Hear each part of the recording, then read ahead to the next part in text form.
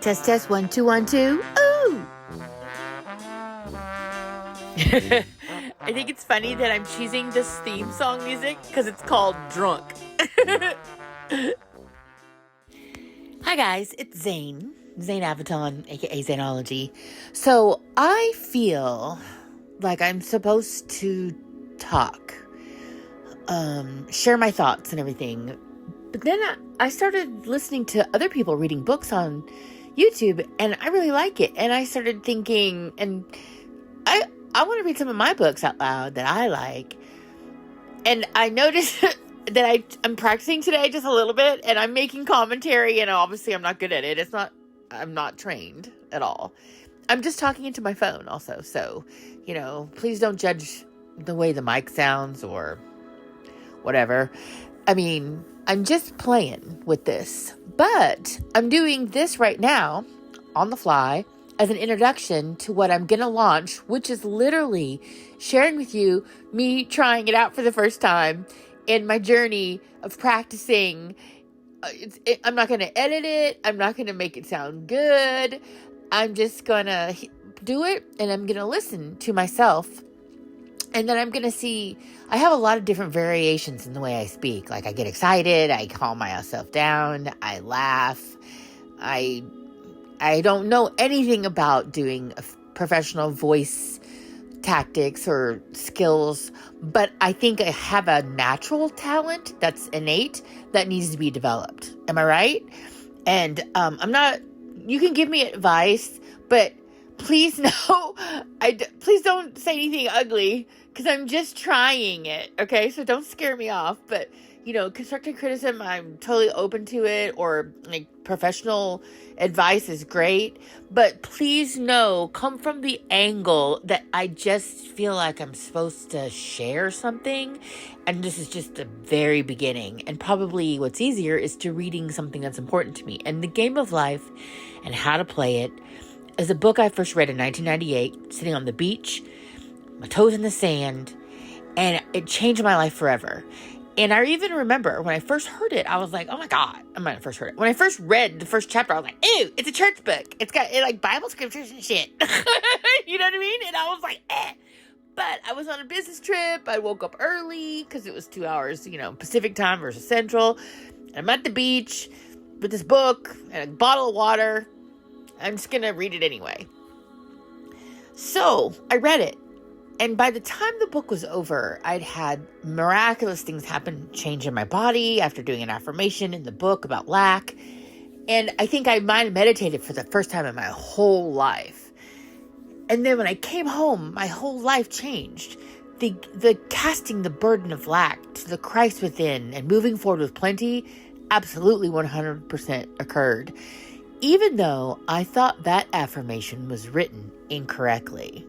Because I was raised in the church, quote unquote, because of my parents, but you cast things out in the name of Jesus. And so I didn't understand the line about to the Christ within, because I'd never been taught that stuff, okay? So while my conscious mind is hearing me say, I cast the burden to the Christ within and I move forward with plenty, my subconscious mind is hearing it. Uh-oh. I'm listening to some kind of meditation stuff. Sorry, she's talking. But literally, this is raw and edited, right? I'm not going to change anything. But while I am saying this... Hold on, let's listen. Allow your mind, body, and spirit to integrate all of the healing energies, frequencies, and... Can you hear it? The timing. Did you hear her? She said, drink plenty of water. And know you are loved. And know you are loved. In all ways, much love, gratitude, and joy, Debbie Rose. Yeah, I'll link to her because I'm totally listening to her to inspire me. Okay, so what I was going to say was, what I love about this is that you learn something in a book and you love it. And then... You resonate with it, but at the same time, you don't understand it. Inspiration? God dang it. I guess I can pause. Yeah. Okay. This is great because it's raw and unedited, and this is what I want to be. I am very raw and very unedited, actually, as a human being. But I really appreciate appropriateness and doing things as a professional too. We all know this about me if you know me from my past. Okay. So what I do want you to hear this, and I do want to express it properly because I feel like this is super important and also very beautiful, because when you're faced with challenges in life and even something that you really need to happen, like if you need money to show up, or you need a job, or you need to get out of a bad situation, and you're learning something new, like an affirmation, or you're trying to have faith. And while you are trying something new, and your old self or your old belief systems or anything that you've ever learned before doesn't understand it, and even thinks that what you're saying is maybe not worded properly or doesn't think it's right, but you're doing it anyway, and everything changes exactly as if you were doing it right. What does that mean exactly? Okay. So I met somebody who actually explained it to me, and they said, the reason it worked was because when you cast the burden to the Christ within, each one of us has God inside, or a place inside of us that is the Christ within, or the God center, the universe. It doesn't matter what religion you are. All of it has something within you that says that you are like your own creator of your universe or whatever. You know what I mean? So just like accept where I'm going with this, okay? Because just know it worked whether I believed it or not. So you don't even have to believe or resonate, but just hear what I'm saying and let me try to spit this out. Because the woman who even told me didn't even know me. I was telling my story out loud at a dinner, and she overheard me and came to me and told me this answer. She said the reason it worked was because you cast the burden of whatever it was to the place inside you where that sort of thing, like lack, illness, unhappiness, sadness, anything negative doesn't exist, because in God, that doesn't exist. So when you cast it to the place inside you where God is, it ceased to exist. Insert gif of mind blowing. Wow. Right? So let's talk about the fact that my conscious mind, as I'm doing this affirmation, thinks it's wrong and doesn't even know that. But my superconscious or my subconscious mind doesn't have those kind of thoughts, and it just acts upon. And also, if it's true that the God inside me area is where all that bullshit and negativity and anything that doesn't work for me doesn't exist, that's where I need to cast my burdens, where you need to cast your burdens, where it doesn't exist. But how convenient. You have a place inside you where it's like you have your own trash compactor. Right? So, this book changed my life. It changed my finances. It changed many things in my world for a long time. And I'm circling back to it now because I'm in a new phase of my life where I'm kind of like going to embark on a new adventure and new journeys. So I'm revisiting these things that are important to me. And one of the things I think that I've,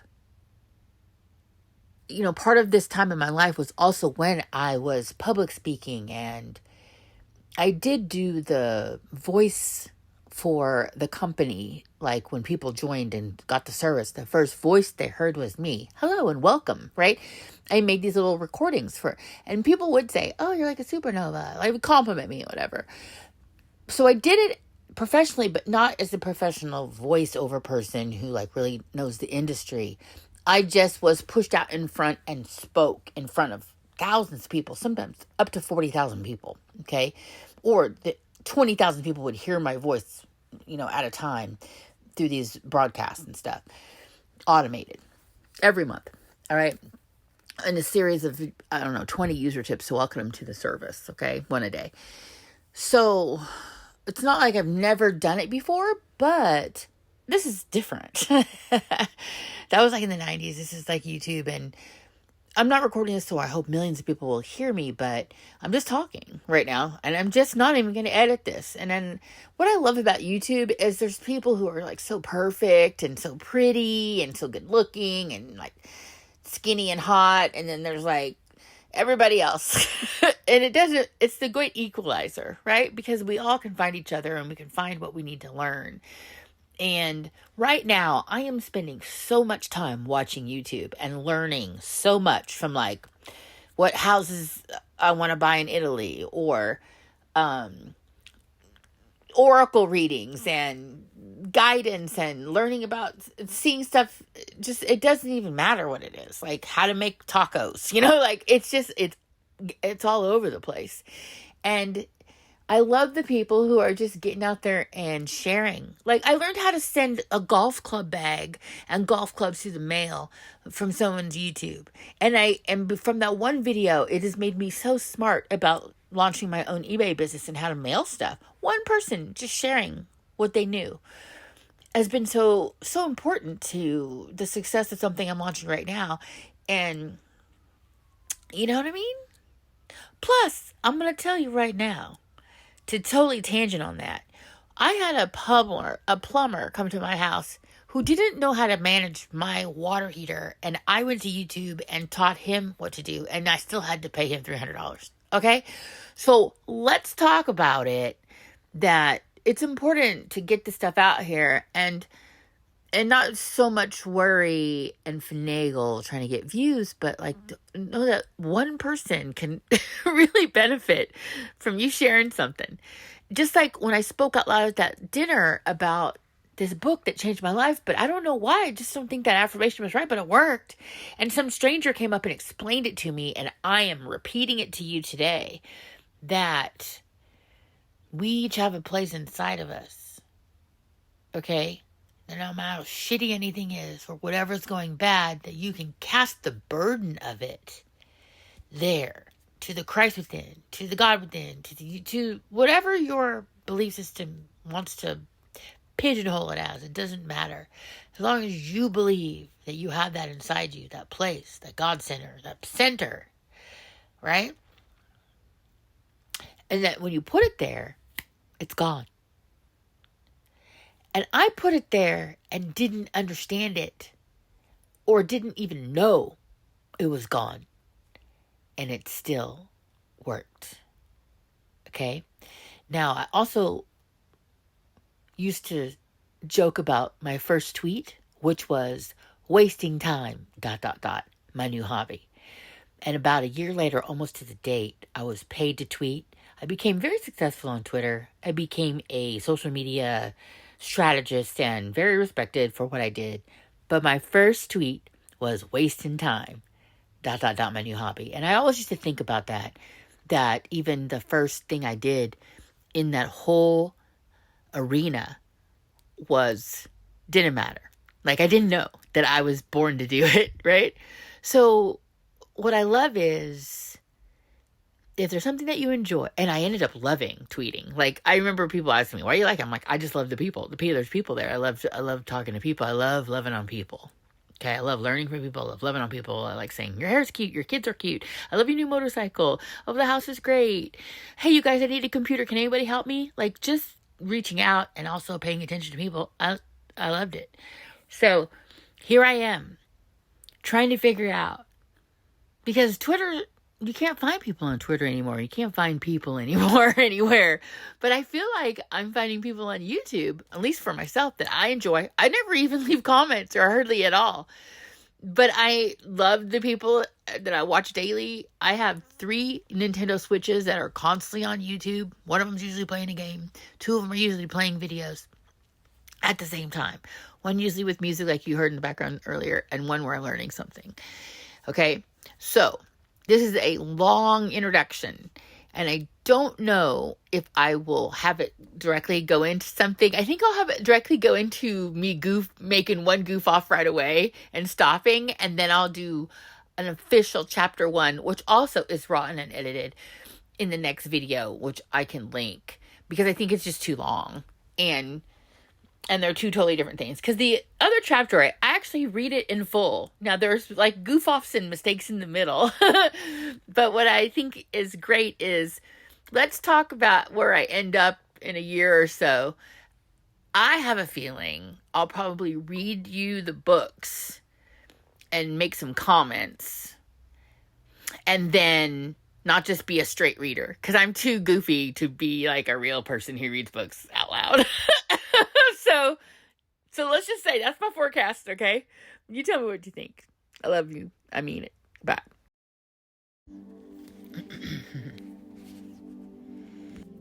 The Game of Life and How to Play It by Florence Scovel Shinn. Published in 1925. Chapter 1. The Game. Most people consider life a battle, but it is not a battle. It's a game. It is a game, however, which cannot be played successfully without the knowledge of spiritual law and the Old and New Testaments give the rules of the game with wonderful clearness. Jesus Christ taught that it is a great game of giving and receiving. Whatsoever a man soweth, that shall he also reap. This means that whatever man sends out in the word or deed will return to him what he gives, he will receive. I'm practicing reading this book to you, but I want to make commentary, and I wonder if my style is that I would actually make commentary while reading you a book. Interesting. Because I wanted to interject right there. Karma. I don't know. Let's see.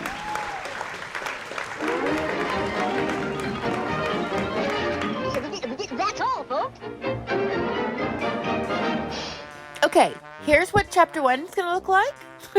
It's exactly the same as the one. And not the word intro, but chapter 1. And it is not going to be perfect. It's still going to be raw and edited. But be sure and click on it and join me on this journey of me talking out loud and reading and not being perfect. Okay? Thank you. Love you, mean it.